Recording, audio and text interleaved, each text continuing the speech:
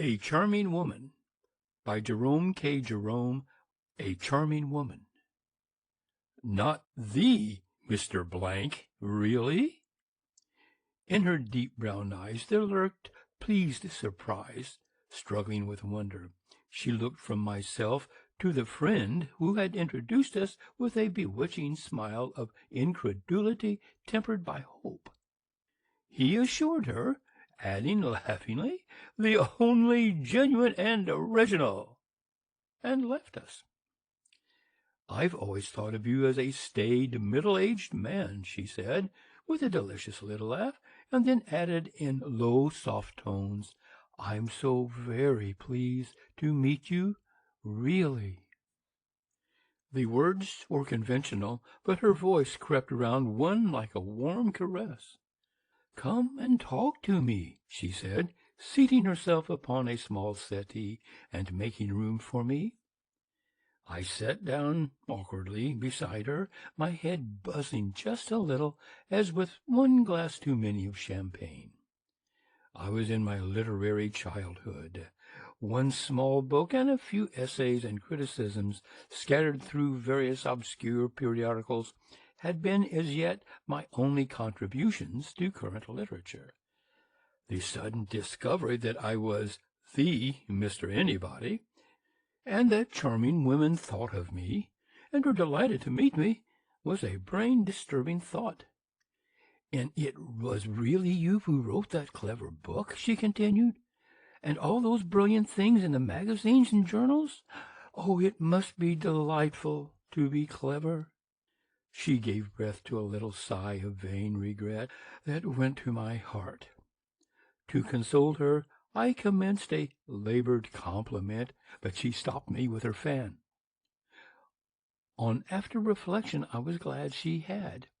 It would have been one of those things better expressed otherwise. "I know what you're going to say," she laughed, "but don't. Besides, from you I should not know quite how to take it. You can be so satirical."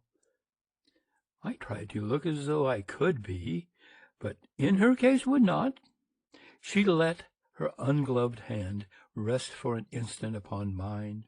Had she left it there for two, I should have gone down on my knees before her, or have stood on my head at her feet, have made a fool of myself in some way or another before the whole roomful. She timed it to a nicety. "I don't want you to pay me compliments," she said. "I want us to be friends. Of course, in years I am old enough to be your mother." By the register, I should say she might have been 32, but looked 26. I was 23, and I fear foolish for my age. "But you know the world, and you're so different to the other people one meets. Society is so hollow and artificial. Don't you find it so?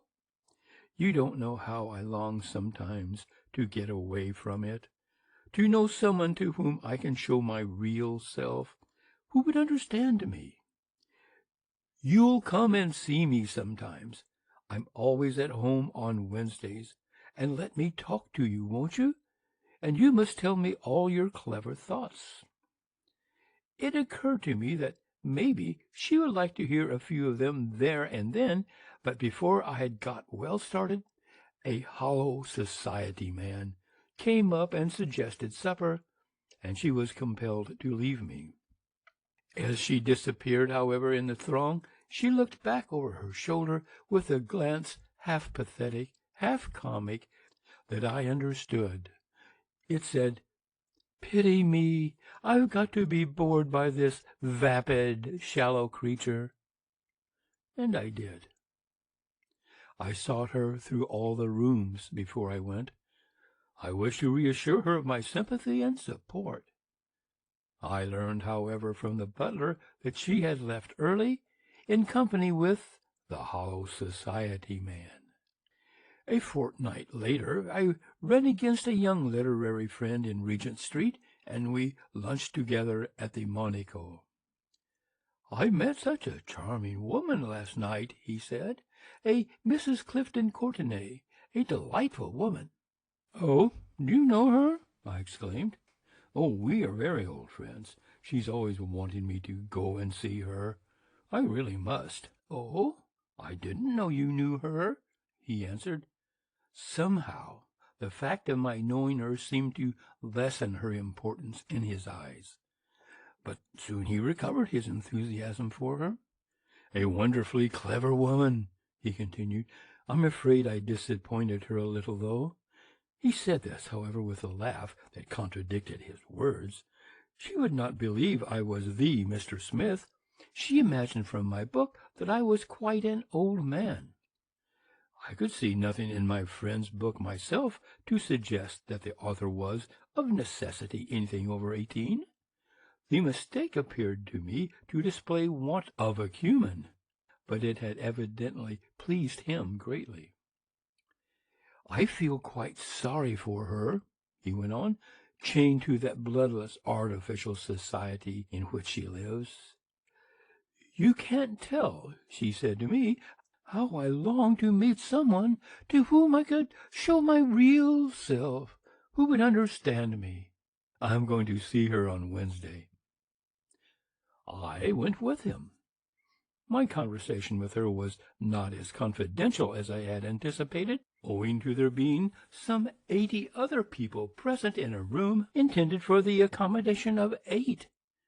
But after surging round for an hour in hot and aimless misery, as very young men at such gatherings do, knowing as a rule only the man who has brought them, and being unable to find him, I contrived to get a few words with her. She greeted me with a smile, in the light of which I at once forgot my past discomfort, and let her fingers rest with delicious pressure for a moment upon mine. "How good of you to keep your promise," she said. "These people have been tiring me so. Sit here, and tell me all you have been doing." She listened for about 10 seconds, and then interrupted me with, "And that clever friend of yours that you came with, I met him at dear Lady Lennon's last week. Has he written anything?" I explained to her that he had. "Tell me about it," she said. "I get so little time for reading, and then I only care to read the books that help me." And she gave me a grateful look, more eloquent than words. I described the work to her, and wishing to do my friend justice, I even recited a few of the passages upon which, as I knew, he especially prided himself. One sentence in particular seemed to lay hold of her. "A good woman's arms round a man's neck is a life-belt thrown out to him from heaven." "How beautiful!" she murmured. "Say it again." I said it again, and she repeated it after me. Then a noisy old lady swooped down upon her, and I drifted away into a corner, where I tried to look as if I were enjoying myself, and failed.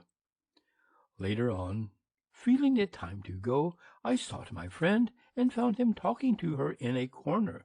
I approached and waited. They were discussing the latest East End murder. A drunken woman had been killed by her husband, a hard-working artisan who had been maddened by the ruin of his home. "Ah," she was saying, "what power a woman has to drag man down or lift him up! I never read a case in which a woman is concerned without thinking of those beautiful lines of yours. A good woman's arms round a man's neck is a life-belt thrown out to him from heaven." Opinions differed concerning her religion and politics. Said the Low Church parson, "An earnest Christian woman, sir, of that unostentatious type that has always been the bulwark of our church. I am proud to know that woman, and I am proud to think that poor words of mine have been the humble instrument to wean that true woman's heart from the frivolities of fashion, and to fix your thoughts upon higher things. A good churchwoman, sir, a good churchwoman, in the best sense of the word." said the pale, aristocratic-looking young abbé to the Comtesse, the light of old-world enthusiasm shining from his deep-set eyes. Quote, I have great hopes for our dear friend. She finds it hard to sever the ties of time and love. We are all weak, but her heart turns toward our Mother Church as a child, though suckled among strangers, yearns after many years for the bosom that has borne it. We have spoken, and I, even I, may be the voice in the wilderness, leading the lost sheep back to the fold. Close quote. Said Sir Harry Bennet, the great theosophist lecturer, writing to a friend, a singularly gifted woman, and a woman evidently thirsting for the truth, a woman capable of willing her own life, a woman not afraid of thought and reason, a lover of wisdom. I have talked much with her at one time or another, and I have found her grasp my meaning with a quickness of perception quite unusual in my experience, and the arguments I have let fall, I am convinced, have borne excellent fruit. I look forward to her becoming, at no very distant date, a valued member of our little band. Indeed, without betraying confidence, I may almost say I regard her conversion as an accomplished fact. Close quote. Colonel Maxim always spoke of her as a fair pillar of the state. With the enemy in our midst, said the florid old soldier, it behooves every true man, aye, and every true woman, to rally to the defense of the country, and all honor, say I, to noble ladies such as Mrs. Clifton Courtenay, who, laying aside their natural shrinking from publicity, come forward in such a crisis as the present to combat the forces of disorder and disloyalty now rampant in the land. But, some listener would suggest, I gathered from young Jocelyn that Mrs. Clifton Courtenay held somewhat advanced views on social and political questions. Jocelyn, the colonel would reply with scorn, pah! There may have been a short space of time during which the fellow's long hair and windy rhetoric impressed her, but I flatter myself I've put my spoke in Mr. Jocelyn's wheel. Why, damme, sir, she's considered to stand for Grand Dame of the Bermondsey branch of the Primrose League next year. What's Jocelyn say to that, the scoundrel? What Jocelyn said was, I know the woman is weak, but I do not blame her. I pity her. When the time comes, as soon it will, when woman is no longer a puppet dancing to the threads held by some brainless man, when a woman is not threatened with social ostracism for daring to follow her own conscience instead of that of her nearest male relative, then it will be time to judge her. It is not for me to betray that confidence reposed in me by a suffering woman, but you can tell that interesting old fossil, Colonel Maxim, that he and the other old women of the Bermondsey branch of the Primrose League may elect Mrs. Clifton Courtenay for their president and make the most of it. They have only got the outside of the woman. Her heart is beating time to the tramp of an onward marching people. Her soul's eyes are straining for the glory of a coming dawn. But they all agreed she was a charming woman. End of A Charming Woman by Jerome K. Jerome.